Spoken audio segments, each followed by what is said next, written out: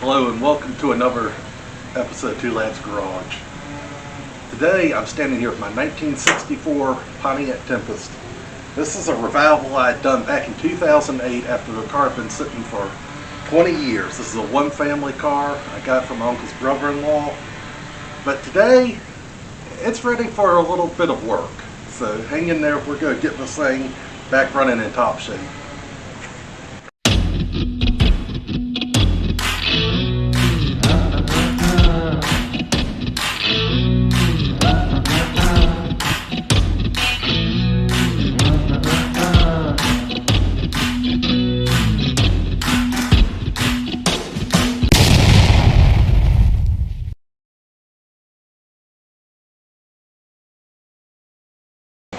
Like I said, I did a revival on this car back in 2008 after a car had been sitting for approximately 20 years in a shelter on an old farm. It's a one family car and I was really happy to get it. I kind of knew of its existence, but when it came up on Craigslist actually I saw it and I just saw too many things. I was like, this has got to be Andy's car. So anyway, I was able to get it and everybody's been pretty happy it stayed in the family. So anyway, what we have here is a 64 Tempest. Anyway, a little history on this car. It was bought new in Suffolk, Virginia from, I think, Suffolk Motor Company. I have to look at the receipt. Yes, Suffolk Motor Company. I actually have a copy of her original receipt right here in my hand. This was bought, let's see if I can find it, as a demonstrator car.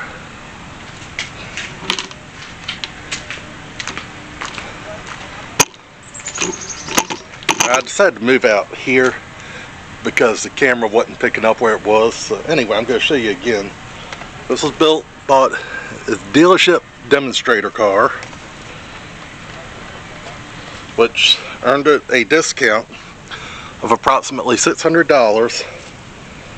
And the final total price, $2,431, which is really something special. I'm making sure I'm blocking out the owner's information, but to show you the original dealership information. But I think having this kind of thing is really cool. Also, I found a Hot Wheels GTO, which is basically a Tempest. And the exact same paint job. Found this after I had it painted, so I thought that was pretty cool. And I've also built a model of this car.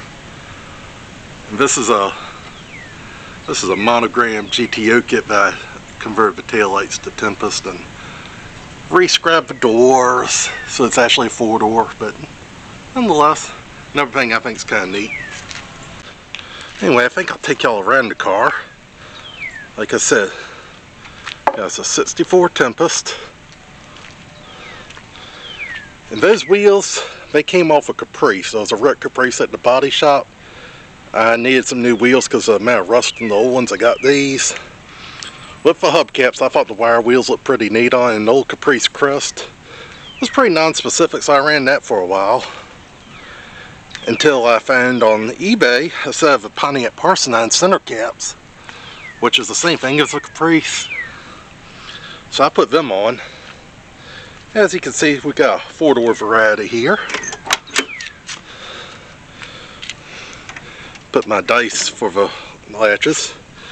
You see my custom door rest.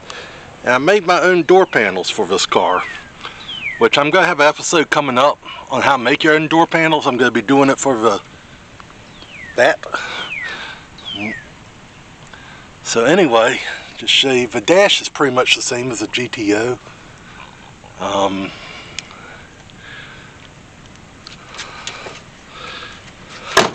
Show y'all the back seat. The seats in here are out of, I think, if I remember right, it's a 1998 Ford Taurus. It was the year they had all the ovals on them. Found it at a junkyard, and the measurements just lined up. Got this paint job that's pretty eye-catching, and this color no joke, is actually color matched to a tube of Aquafresh toothpaste. No joke. And my friend that ran the body shop, when we went to get out of the barn, he told me that day if I let him paint the roof white, he'd tow it for free. Well, obviously I took him up on the offer, but I think that white roof really looks sharp on the car. I really like the way that he kind of brought the paint back right there. Just a good look. But yeah, some people think this car's got too many doors on it because it's a 4-door, but I love it. I also painted the bumper silver rather than have them re-chromed just because it's cheaper. I'll show you the back bumper. The back bumper was all mangled when I got the car. I never could find another 64 Tempest that had a decent bumper, but I was able to find a 65 in the junkyard. And the bumper is kind of close-ish, but there's a little bit of an excessive gap right here, and not everything lines up like I wish it would. But it's good enough for now. But if anybody has access to a cheap 64 rear bumper, let me know. I'd be happy to put it on.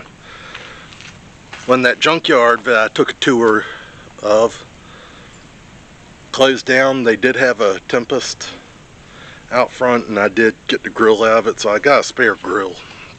Anyway, I'm going to put you down real quick, open this hood.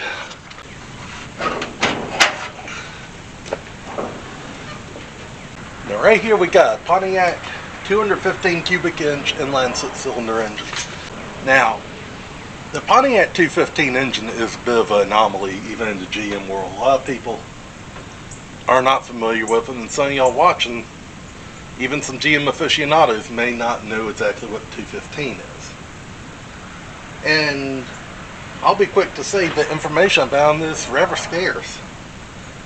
But from what I've been able to gather, and what I will share, is the Pontiac 215, from what I've read, is the Chevy 194 block with the 230 crank. So it's kind of like basically a 194 stroke, but I could be wrong on that. If I am, please let me know, because I'd really like to know what the story is on the Pontiac 215. But my understanding is it's a cross between a 194 and the 230. Anyway, the main issue I'm having with this engine right now is the carburetor. Now, what's going on is I believe I've lost my accelerator pump. I think that's shot. But she can be a little bit of a bear to get started, and when you go get on the accelerator, give her the beans, feed her the onions, whatever you want to call it,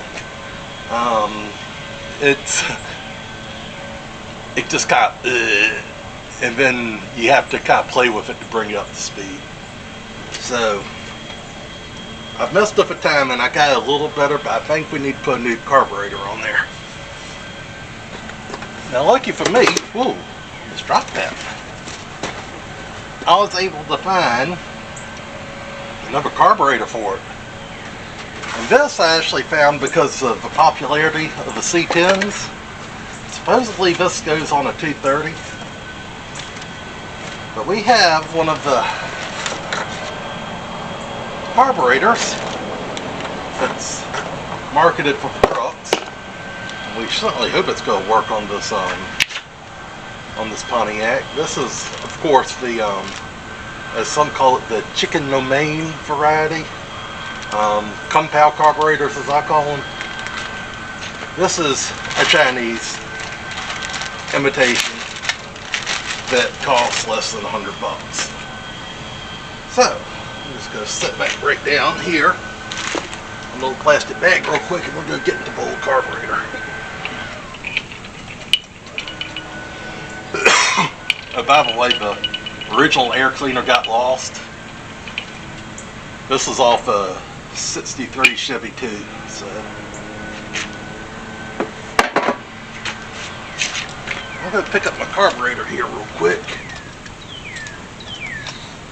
And we definitely got some differences going on here.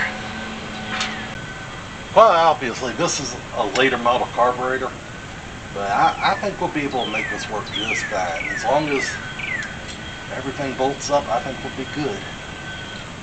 Now, I'm just looking at a few things, making sure that we're still going to be able to hook all these vacuum lines up. I see I got a T here. Looks like I may have to block off a couple things. That's alright. That is A-okay with me. And it looks like I might be able to get an electric choke out of this. That'd be nice. Now that's being out here working on this thing. I couldn't realize I didn't have much in the way of GM products on the channel. And well, that's probably because deep down I'm a Ford guy. But I have nothing against GM products. Now that carburetor wasn't tight at all. Which may account for some of the idle issues I've had. Nonetheless, now before I get too carried away, I'll make sure this thing came with some gaskets. That'd be good. Yeah, we got gaskets.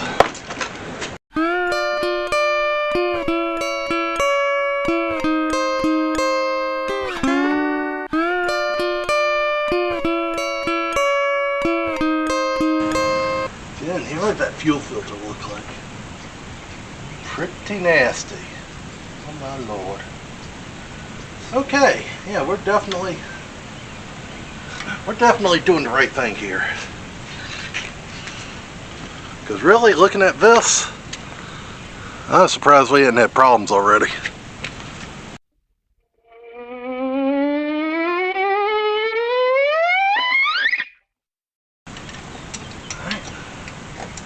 Now we got the carburetor off. See what we've got. Actually, the seals are in really good shape.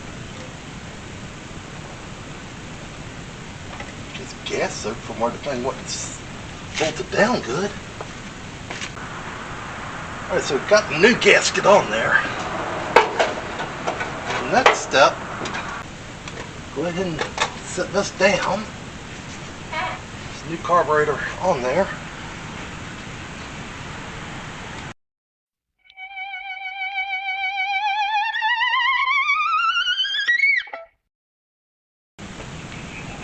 Alright, so I got my carburetor tightened down, and hindsight being what it is, I really wish I'd used 2 wrenches to get that fuel line off. I wouldn't have wrung this off if that had been the case, but anyway, I'm not going to lose any sleep over it. That's the past, it is what it is. So anyway, in the Falcon video, I saved this little piece of line. Most people have thrown this away. I saved it. And I'm glad I did now, because I'm going to put a flare on it, and I'm going to use it to replace this. Anyway, 5/16 line. Now, I almost forgot, but I didn't, put my flare fitting on. Good thing about this is I'm only flaring one side, so I'll just put that on after the fact. Nice little life hack there. Alright, go ahead and get this tightened down.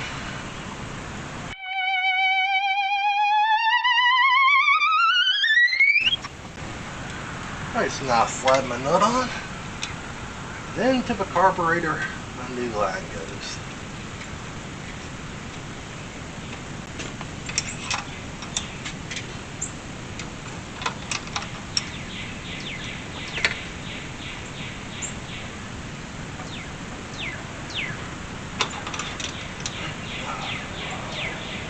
Get pointed the right direction.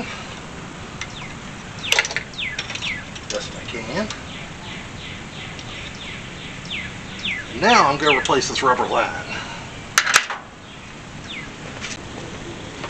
I've got my fuel line here. Make sure I cut plenty of it off.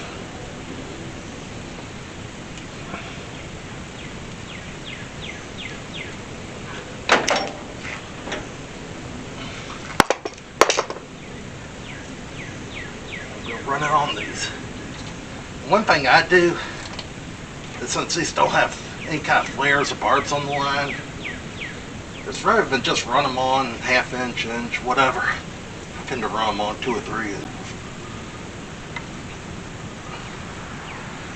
Now you may be wondering why, when I discovered so much sediment in my filter, why I'm not putting one of those clear width filters right here. And I'll tell you. Got a couple reasons for that. One is the exhaust manifold is right there. And that thing made of plastic. It'd probably be alright, but right on top of the exhaust. I'd rather be safe than sorry. And second, if I can put it in between the frame and the fuel pump and the line down there, not only will it be away from the exhaust, but it'll help protect my fuel pump. So it's going to get one of those filters. I'm just going to put it here instead of there. Or there instead of here, I should say. Anyway, let's tighten up my clamps. Now some of y'all have asked me why I show my blunders. Why I don't edit that out. And I'll tell you the reason for that is one of the things I really want to do with this channel is I want to empower my viewers and some novices and whatnot to work on their own stuff. The whole I can do it, you can do it thing, and if I feel like if I show, hey, I make some blunders, it happens, it's okay. You can still do it, don't let it discourage you, just pick yourself up, dust yourself off, keep going. It's fine. Don't let the blunders get you down. So now what I gotta do is I gotta figure out how to rig up the kick down and my vacuum advance. The vacuum advance looks like that'll be fairly safe.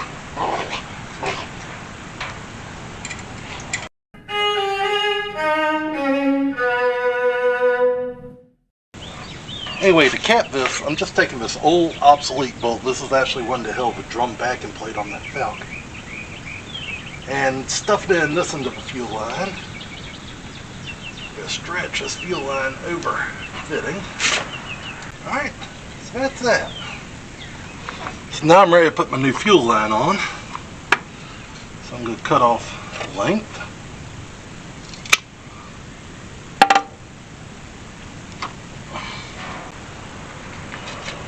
Go ahead and put my clamps on and the filter.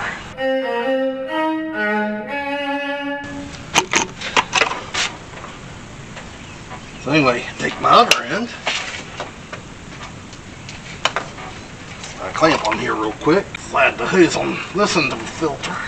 And then I'll just take this, figure out what my length needs to be. That'll be good right there. And yes, it is a bit longer with me putting this filter in here, but I think it's worth it, especially after seeing what I saw in the filter I took off the car, in the old carburetor. I definitely think it's worth having this little bit of a ridiculous long line here. Alright, so we got it started at long last. And I tell you, she's running a whole lot better than she was. It used to be before when I give it a little bit of gas, it almost wanted to choke out and you had to play with it to get it to come up. Now, we got this.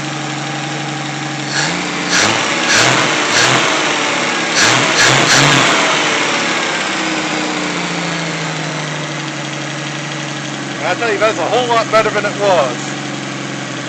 So, anyway, need to put my air cleaner and stuff like that back on. Get that retaining clip. I got a zip tie holding the throttle linkage on right now. I'm going to need to do a retaining clip for that. But we're not done getting this thing serviced. That right there.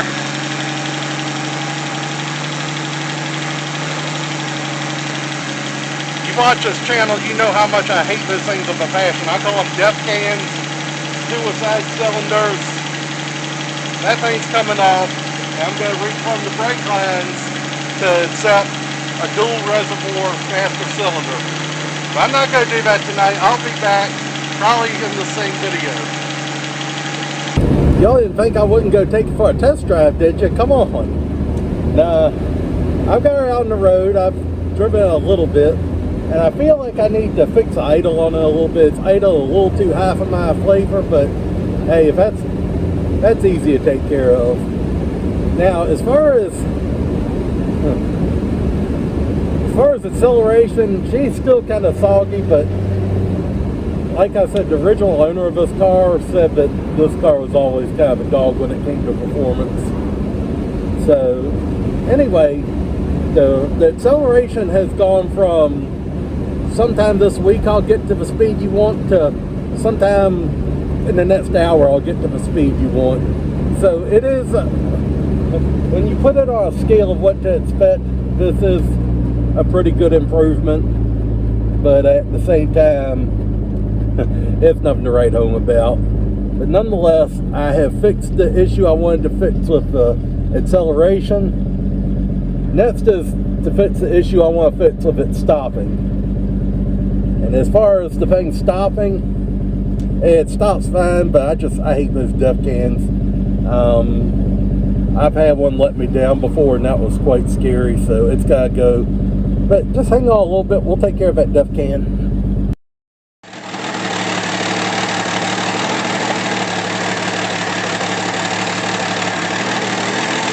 Alright, so after running a few test runs, I'm determined I think we're running a little bit rich. So I'm going to lean it out. Then I'm going to take this screwdriver here to the idle screw and turn it clockwise.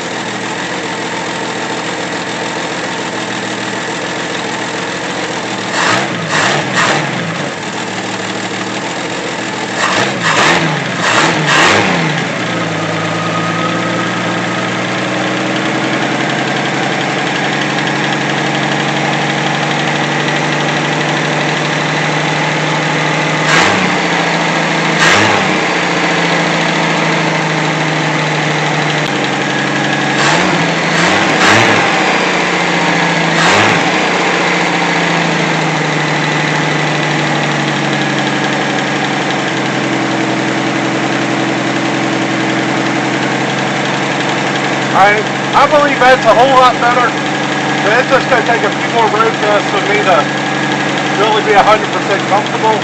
Also get the air cleaner back on it and just play with it. Don't be afraid to mess with those things. Just remember what you did. If you took a turn out and it got worse, put it back in. Just, like I said, pay attention to what you're doing and don't be afraid of them. Alright, so I compiled the video where I had both the carburetor switch out and the conversion to a dual bowl master cylinder. That made the video way too long, and I like to do some deep dives on my videos to really help people out. If this was one of the revival videos where it was a vehicle hadn't started in 10, 20, 30 years, I have no problem going to an hour or longer, but to change a master cylinder and change a carburetor, that was just entirely too long for a video. So I decided to go ahead and end this one here. And I'll honestly probably end up releasing the brake part first, but hey, it is what it is. But anyway, we got this car pretty good. I'm pretty happy with the way it went. So anyway, if you could, please hit that like and subscribe button. They help the channel out a lot. They help me bring more and better content. And by that, I mean revivals.